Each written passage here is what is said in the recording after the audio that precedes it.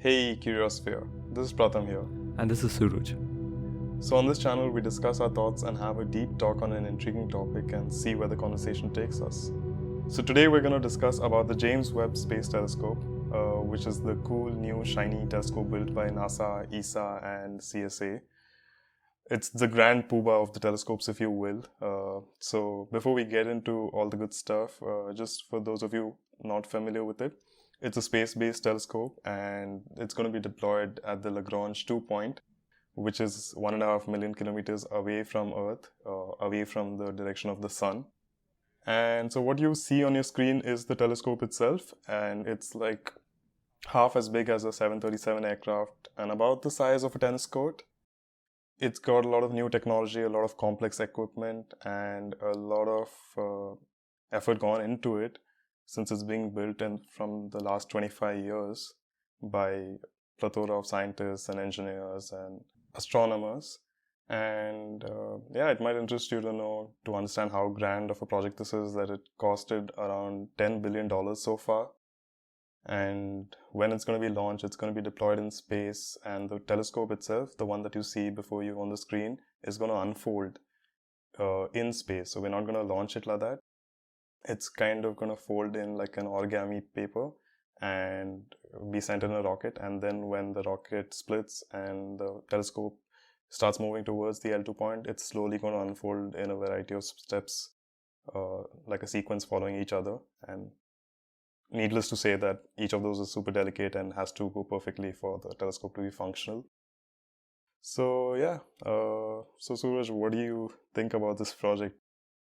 Yeah, it's, I think, one of the biggest space telescopes we've ever sent and biggest project by NASA. Not just NASA, like as you mentioned, it's by Canadian Space Agency and also the European Space Agency. So I'm really excited for that.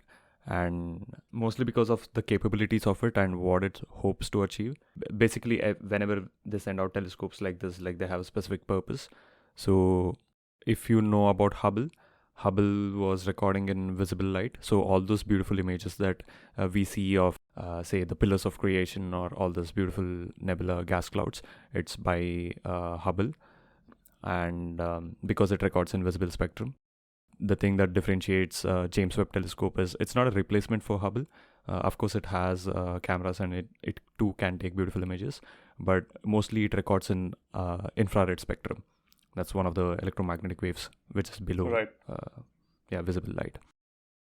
So I guess the main purpose of this is to peer into the early universe, like when the initial galaxies were being born, because when that was being born, it was releasing UV or even X-ray, and we have come so far and the universe has expanded so much that it has gotten redshifted through UV, visible, and now to IR, and we are seeing that IR rays basically. So we are peering through time, right, to see the birth of the first galaxies. Yeah, and I think that's what forms like such an exciting part of why this telescope is, so grand, and why scientists are so excited about what it's gonna do, because it's almost like walking into a room that no one's ever been in before and suddenly switching on the lights. Exactly. And that kind of gives you an idea of, like there isn't much of what they're able to say about what can be expected, because that light has never been analyzed before. And it literally, like you said, gives us insight into the early universe and how things began. So it's pretty exciting. But I also wanted to kind of, talk about how the telescope kind of works that way. And I think the first thing noticeable, at least when I came across the telescope first years back, was the gold-plated mirrors on it, the 18 mirrors, the highly efficient ones. And it spans about, I think, 6.5 meters in diameter. Yeah. So the reason why that's important is because it's like a bucket. Any telescope, the mirror itself is like a bucket that collects light. So it's like the bigger bucket you had, the more water drops you can collect, right? Similarly, the bigger bucket you have, the more photons you can collect. And the bigger the telescope, the better it will function, the better the clarity of the final images will be. It'll collect more light. And so that's, if we were to compare it to the Hubble, which is around only 2.5 meters in diameter, the James Webb Space Telescope is like 6.5 meters in diameter. So it's a huge telescope and the first of its kind for a space telescope. Yeah, that's completely true. I think I heard them saying it's going to be able to see a bumblebee on moon from Earth. I saw that too. Yeah. Yeah, so I'm going to just expand on that a little bit. So basically, so if there was a bumblebee on the moon somewhere on its surface, right there standing on your street, you would be able to see it, study its light, and analyze it. That's how precise the JWST is. So, I mean, just imagine like the moon, okay, we think of it as just a major structure, but like it is pretty big. And if it were divided into countries and cities, and in the city, on some random, in the town, on some random street, there's a bumblebee buzzing around, and you'll be able to see the light from that insect. So it's pretty cool. I think that's what kind of gets me exciting is the precision of the telescope. Yeah, it's pretty crazy. And I think the other thing that this telescope does is that it helps us hunt for exoplanets. You know about that? Yep. So just to give some context, exoplanets are any planets that orbit any star apart from our sun, of course. So this James Webb Telescope can be like hunt for those exoplanets and see if there are signs of life also, probably, because until now what we can do is spot the planets and probably see where it is compared to the star, see its speed, its orbital motions and all that. But mostly James Webb Telescope will add another dimension to it by observing its atmospheric compositions. Because it's an IR telescope, it can just capture that image, spread it through that spectrum. It's like it will look like a rainbow, and then spot which chemical compounds are there, which molecules are there, and based on that we can probably see if there could be life on other planets. So that's another interesting aspect. Right. And I also wanted to kind of just elaborate a little bit on that as to how it does that, spectroscopically. So basically, whenever light passes through a gas, certain wavelengths of it get absorbed by that gas molecules, and so they will be missing in the light that you analyze after it is passed through. So for example, if you gave me some light and I analyzed it, and if it had those wavelets missing, I could guess that light had passed through that gas. Or in other words, if I analyze the star's light and it seems to have those wavelengths missing, then I can predict that yes, there must be a planet over there. Through its atmosphere this light is passing and has that wavelength missing. So in that atmosphere, that gas must be present. And based on the temperature, radius, and other bulk features and data that we know of or gather, we can make predictions about its composition, about its atmospheric composition, about its ground composition, about various other things like features or geological features and other things. So I think that's one of the first things that fascinated me about astronomy and light is when I found this out, because we were studying about this and I had no idea that it had its applications. So like it's such a simple thing once you discover that principle, and look at the scale that we're kind of using these things on and discovering. So that for me is pretty exciting. Exactly. So I still remember, like in 11th standard, I was made to do all these experiments in physics class, but I never knew what it could be used for. So I was just thinking they're just being pedantic about this very small, tiny details about light and the gas and all this. But yeah, now I can see like how big the application for it is. Yeah. And for you, like what excites you the most about this mission? Mostly it's, I think it would be if we can find signs of life, that's one thing. But I think most of all, I would like to see or discover, I keep saying me, but I would like the scientists to discover something which they have never thought of or even discovered before. Exactly. Like which they had never planned to discover. Unknown. Exactly. So if we can, and I think with any missions, like with Hubble or like with whatever we send out there, and we mostly discover something which we didn't intend to find, and that probably changes how we see things, or like deepen our understanding in that subject matter, or create a new subject matter entirely. Yeah, and speaking of creating something new entirely, like I was just going through some of the information on the NASA website, and they were explaining how like so many new technologies got created just for this mission, and they were engineered and created just for this. Like for example, even the mirrors on the 18 mirrors, the primary mirrors, they have such microscopic movement that they have mechanical arms on the underside of those mirrors that can control the movement of the mirror like to the precision of microns. So like when it's, like I said, when it's going to be launched and deployed, it's going to be kind of folded, and through the deployment process it's going to unfold, and after it unfolds and reaches that Lagrange point where it's supposed to orbit with the Earth, it's going to, like through a precise series of sequence of movements, the mirror is going to perfectly align itself to the secondary mirror and form that perfect concave kind of shape. So that's just one example of the kind of technology that it harbors. Yeah, and I think like mostly engineering is probably underrated in such endeavors. Like mostly the scientist gets the lead and they are at the front of everything, but the engineering of this is so complex and it's so genius that it's like, I feel it's underrated. Yeah, for sure. I think that kind of reminds me of the Big Bang Theory joke where they keep making fun of Harvard for being an engineer. Yeah. Mostly Sheldon does that. But the little brother of theoretical physics or something like that, he calls it. Yeah, exactly. But yeah, it's incredible engineering. Right. And like what, also I wanted to ask you, like, what do you think of the budget on this thing? It's like $10 billion. That's like a lot of, like a lot of funds, and one thing goes wrong anywhere along the sequence of deployment, or when it's actually, like, assuming that everything goes well, and when it's actually being functional and being used, something goes wrong and it might just end up being the, like, not such a successful project.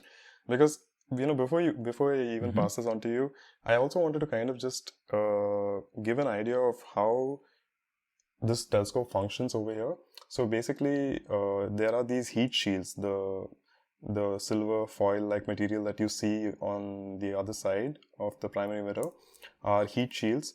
And basically, for the telescope to be able to detect infrared light and get images, it has to operate at a very cold temperature. And the problem with operating at cold temperatures is the sun's light interferes and starts providing you energy.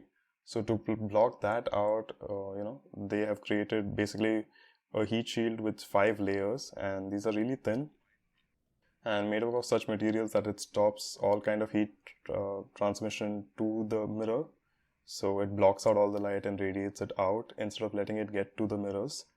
And just to give you an idea, it basically, I think it's on the order of minus 230 degrees Celsius or something like that on the side of the primary mirror. So that's just how cold all the instruments are supposed to function at and what the mirror's temperature is supposed to be. So anything goes wrong, if some space debris or something, breaks through one of the shields, and it can immediately cause the project to become dysfunctional or impact its efficiency.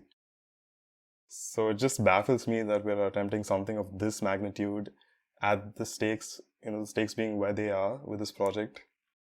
And I mean, of course, NASA has its thorough testing process and everything's tested again and again, and it's been years that it's been testing it. So I get that we're prepared, but it still kind of baffles me that the stakes are high as they are. So what do you think about this? Yeah, so you're exactly right. Like when Hubble was launched, I think it was in 1991, I guess. It was orbiting the Earth. I mean, it still is orbiting the Earth. So even if something goes wrong, probably we can go there and fix it. But this is like 150 million kilometers away from the Earth. Right. Like it's 4 times the distance of the moon. Right. Yeah, so even if something goes wrong, like it's almost like impossible to go there and fix it. But I was seeing an interview of the scientist like who worked on this project, and what she told like really inspired me. Even with Hubble, people thought that okay, maybe we can't go there and fix it, because even Hubble had initial problems. Like when it was sent out there, its scopes weren't functioning well. But then they thought that it was a huge waste of money, and but later they got back to their drawing boards. They charted a plan. They went there. They fixed the scopes, so they got it working. And I think it's been like more than 2 decades that Hubble is out there, and it still is working. I think even with James Webb Telescope, it would probably be the same. It will be very hard, very like way more hard compared to Hubble, but I think they have redundancies built in that, or even if they don't have redundancies built in, like these people are like very highly driven, and they will find a way to fix it. And regarding the budget, I think it's what is it, $10 billion? Yeah. Right? Yeah. Yeah. So with the $10 billion budget, like if you see like how much NASA gets, I think it's just $1.33 per American per year that goes into this. Right. Yeah. So I mean, Which if is still when we are quite a lot making of money, discoveries, actually. it still is. Like I'm not undermining that, but I think at the frontier of science, like we shouldn't shy away from spending the money, because the fruits of this is it would be so huge. Like we won't be able to see it now, but the fruits of this will be so huge that I think in the end it will be worth it. Right. I mean, it basically literally changes the way we think of life and universe and everything around us, the way we imagine Exactly. things. For example, when we discovered that, okay, we are not just the only planets out there. There are exoplanets. There are planets orbiting other stars. And it immediately changed our vision, thinking that, okay, what other possible worlds there are? There are worlds that are completely made of diamond, completely made of carbon, completely made of gas, almost everything except the core, probably. And so yeah, I think it changes so much about the way we think. So that's I agree with you on that. Definitely worth it. You also mentioned Hubble, so I was also looking at that about this project, and the timeline or the lifetime of the project is roughly about 5 to 10 years. It's not really expected to be beyond that, but I did come across some talk about rumors being that NASA is planning to create projects or create the technology to go to the L2 point and service it or refuel it if necessary and extend the lifetime. So that's pretty exciting as well. Like you said, with the Hubble, that wasn't possible before, and we got that done. And with the JWST, this isn't possible, or it seems like it's not possible right now, but I think when the time comes, they will extend its lifetime. What do you think? Before coming to that, I think it's better we address like how important this point is, L2 point. So basically, there are these Lagrange points, which are these sweet spots in a system of two masses, where at those sweet spots of stability, the gravitational pull of both the objects that are in the system cancel each other out. So in this case, it's the Earth and the Sun. It can be the Sun and the Jupiter, or Sun and Saturn, whatever it is. It's just a system of two masses. So you can find these 5 Lagrange points where the gravitational pull of both the objects cancel each other out. So you could practically, you could park your satellites or whatever objects over there without the need for orbital course corrections. Yeah, or very minimal course corrections. Exactly. So with L1, L2 and L3, these are like semi-stable points. Like you can go there and be stable, but if something, even a tiny perturbance, like knocks it out, like you need some sort of orbital correction. But L4 and L5 that you're seeing on the screen, like they are pretty stable. Like they're so stable that even if they sway away from there, which they generally don't, but even if through external force, if they sway, they will still be pulled back in. That's the amount of gravitational pull that those points have. So the reason that they even chose this L2 point, like they could have, like why didn't they choose L1, L2, L3, or L1, L3, L4, or L5? The reason is because one thing is they're measuring in IR. So sun emits a ton of IR, and they wanted to avoid that, and that's why they have this huge sun shield, which is the size of a tennis court. And L2, if you can see, it's directly away from the sun. It's behind the Earth if you're looking from the point of view of the sun. So it's directly behind the Earth. So they are trying to reduce the interference of the sun as much as possible, and they have this huge sun shield too. And yeah, that L2 point is like pretty perfect for this sort of mission, and even future missions where they don't want any interference from, say, the magnetosphere of the Earth, or like any The local interference system. from Earth. Exactly. So the L2 is a sweet spot, and they have planned, or at least there are rumors that they would be definitely planning more missions, which will be put in this L2 orbit, so that it's very easy for them to pick up signals and without any disturbance, basically. Right. And speaking of rumors, I also heard like there was one rumor that NASA may be planning robots to refuel the craft after whatever, like after 8 or 9 years or 10 years or whatever the time it is. I mean, Okay. that would be pretty cool to see, to send robots to refuel Yeah. the craft. Yeah. It actually really kind of makes me think that, the scale of what we're attempting to do and the kind of technology advancement that's happening in just a few years, it's really astounding. And I don't know, for some reason, like, I couldn't help but think that what if Galileo, who made one of the first telescopes ever, imagine what would he feel if he were to appear here today, the day this craft is being launched, and knowing what we're attempting and knowing what it would be capable of doing. How would he feel, or what would he think? I don't know, it just kind of makes me really excited to imagine that. Yeah, I know, right? I mean, it will be so crazy for him to see the technological advances that we are making now. But there's another interesting thing to this. Many people believe that, or think that, Galileo invented the telescope first, but apparently he wasn't the first one. Oh. Yeah, it was by this guy called Hans Lippershey, and he was an eyeglass maker, and he was telling that some random children, like they had come to his shop and to get eyeglasses, and while he was making them, he just saw the children play with two lenses that was just lying over there, and they were just holding those two lenses together, and they were trying to see something and just playing around. And then he got this idea. Then he actually built the first telescope, like a very small one, which magnified things 3 times.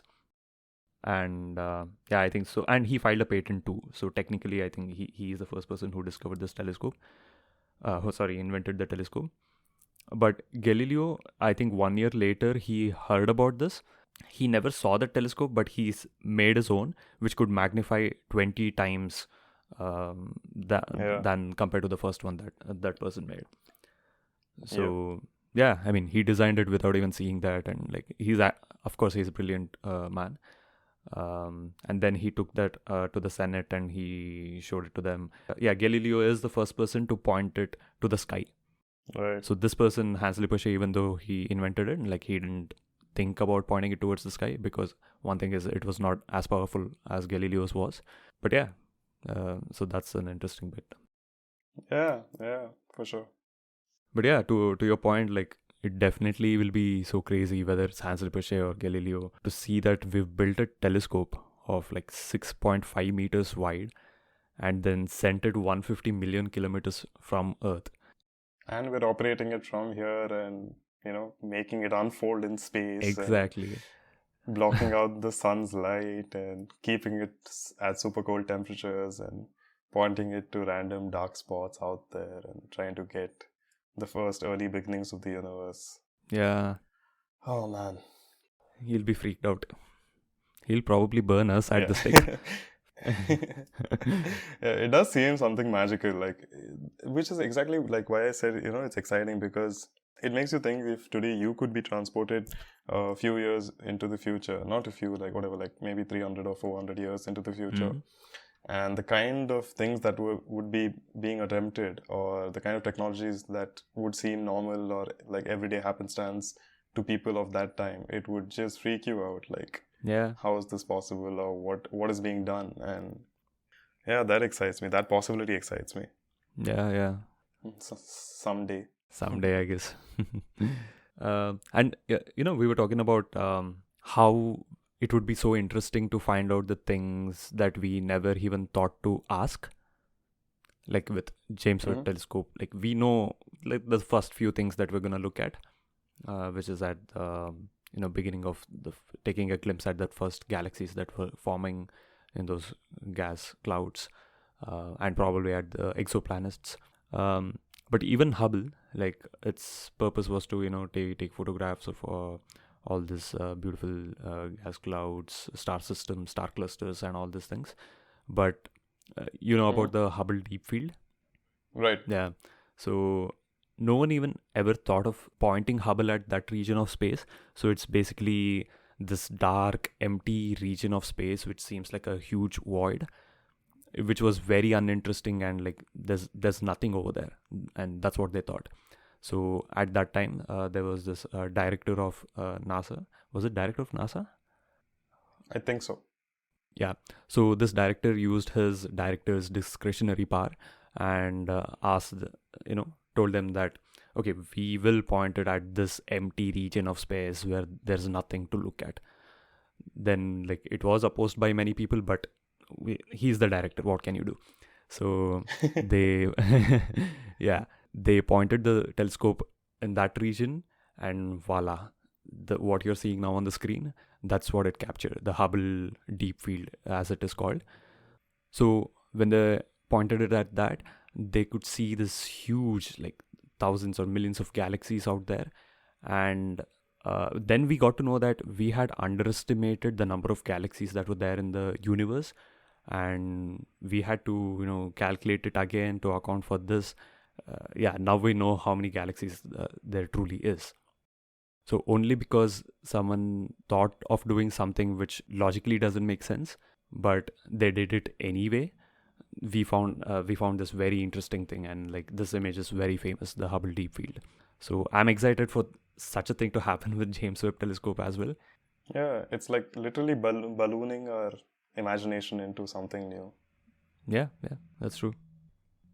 Yeah, and you mentioned like it led us to the real number of galaxies, or we got a better estimate of that, and that's like hundreds of billions of galaxies, with each with its hundreds of billions of stars, each with its on average at least one planet and possibility of life on it. So it's pretty cool. Yeah, damn, that's crazy actually. So I think that I'm excited most for them to discover new area of physics. I think that's what I'm excited most. Yeah, to learn something. Yeah, I mean, seeing something in IR, so this like, it's like a new window through which we are seeing our universe. A new pair of lenses, kind of like literally also, but exactly, yeah. So maybe we discover some particles, or like because of that, a new area of physics is born. Yeah, I mean, I was also kind of, listening to one of these scientists, and they were mentioning how when they graduated as a astronomy student or something, their focus was going to be like stellar explosions or something else. And then because of Kepler and Hubble and other telescopes, when exoplanets were finally discovered, there was this whole new field of astronomy that got launched. And so they had never even studied that thing because there was nothing to study at that time. And today they're working on projects which involve primarily exoplanets. So it's pretty cool knowing that, like something that didn't even exist when you were studying, and today you're researching it and working on projects that are working on that.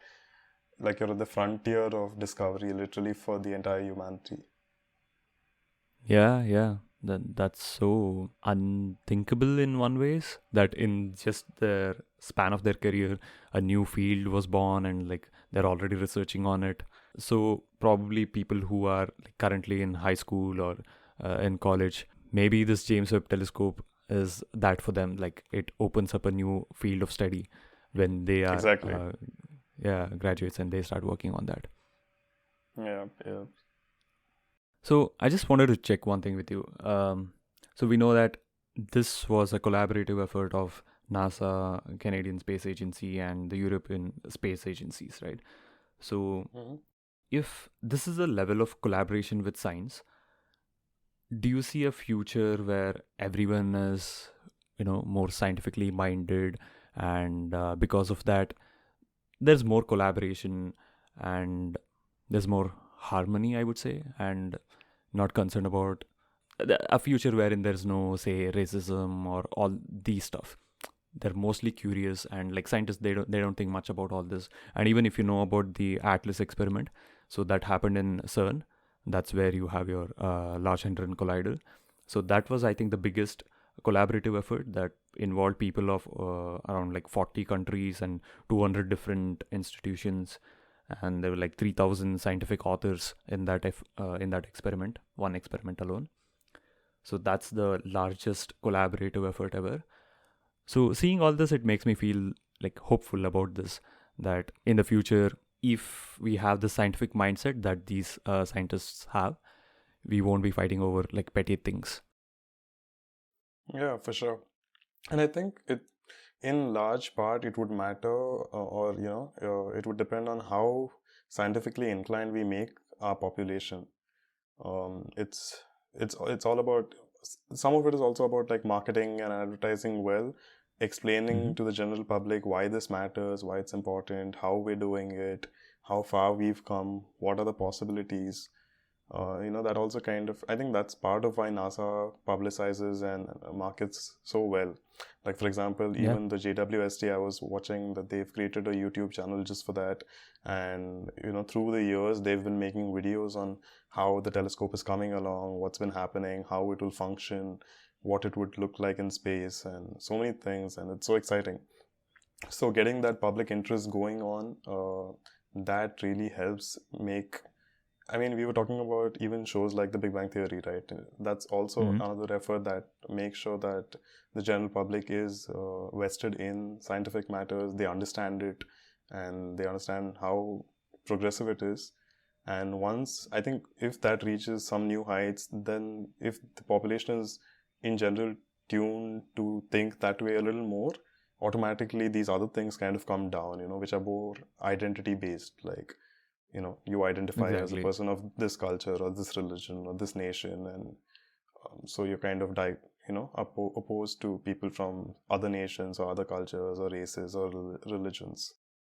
So yeah, I share your optimism. I think it will definitely go in that direction, provided we continue to kind of form this effort in terms of education, in terms of kind of getting science people... communication. Yeah, exactly. Thank you. Yeah. You're welcome. Yeah, I mean, it needn't be that they should be interested in science also. It's just if they have that mindset of the scientific thinking, wherein they're concentrated about the end goal and like they're curious about it, and not about this petty things of like where he or she is from and which culture they belong. Yeah. But yeah, I think it's almost inevitable that you are inevitably interested in science if you have that kind of mindset. Exactly, right? It's good. Yeah, like how much time and effort someone is willing to spend to know something might differ from person to person, but everyone is curious. Like, everyone is scientifically inclined, I would say, but like it just depends how much time or effort they're willing to spend. So, but if you patiently explain certain things in a simplistic way, I'm pretty sure you would get anyone listening to you interested if it was done the right way. Yeah, for sure. Yeah. I think we all have those examples from our childhood where one of our teachers or like some random person also, they would have explained some concept in such simplicity that something just clicked, and you'll see how beautiful that concept is, or you have that euphoria of that you understood that, and that makes you learn that thing or whatever, the other thing even more. Right. For sure, man. Yeah. Hopefully we see many of this collaborative efforts in the future, and I think any project of this size would require such collaboration. Yeah, and who knows, it might even be extraterrestrial collaboration, I mean, not just life from other planets. Even we could expand to another planet, and then it could be a collaboration between Earth and Mars. And yeah, but that's like the extraterrestrial collaboration is probably a whole nother episode or something. Yeah. If you're not exterminated by them, yeah. Wow, dark, I would say. Yeah. You're gonna think about all the possibilities. Yeah, that's true. But anyways, it's exciting to think about that point in the future when that might happen. Who knows? Maybe 1,000 years from now. Maybe the JWST will kind of lead us to a step in that direction. Who knows? Even though it's not primarily made for detecting signs of life, but who knows? Like we said, it's like walking into a room and turning on a light. So who knows what we're gonna find? Yeah, I'm really excited for that. Yeah. Let's see what happens. Let's stay tuned. And I think, guys, y'all can also watch the live telecast if you missed it. So go ahead and check that out of the launch. And you'll probably find some videos in our description for how the craft is going to operate. And we'll put some of the cool links over there so you guys can check it out. Yeah. You can check those links out. And actually, you know what? Like, just few moments back, you mentioned that it's so crazy to imagine what's going to be there after 1,000 years from now. So that was making me think. So I was thinking this while you were saying the other lines. What had happened 1,000 years ago, and like how far we have come from there? And I can see that there was like huge genocide, assassination, plunder. There were this conquests, and all these things going on like 1,000 years back. And there's this interesting website called onthisday.com, and you just give it a date and it will tell you what happened on this day, whatever, 1,000 years back or 2,000 years back, whatever. So apparently there was this battle of Svolder in the Baltic Sea. So some king, it was in the Viking Age, and they were having a greatest naval battles of all the time of the Viking Age. So it's so crazy to think that 1,000 years back it was that, and now 1,000 years from that time we're sending huge ass telescopes to Lagrangian points and whatnot, all this jargons. Yeah, pretty crazy. I mean, who knows? Like somebody. That's what it makes you think that somebody in the future, 1,000 years from now, will probably go on a website or something similar of that kind and look into what was happening 1,000 years from now, and they'll come across this random unknown event probably nobody would have, or not a lot of people would have heard of, that a telescope called the James Webb Space Telescope was launched on this day 1,000 years back, and these are the images it captured. Who knows, it'll probably be lost in all the 1,000-year history, but right now it seems so significant to us. Exactly. Damn. So much information. Yeah. So many years worth of information. Centuries, yeah. Yeah. Almost a millennia. 1,000 years. Exactly one. Yeah, exactly one.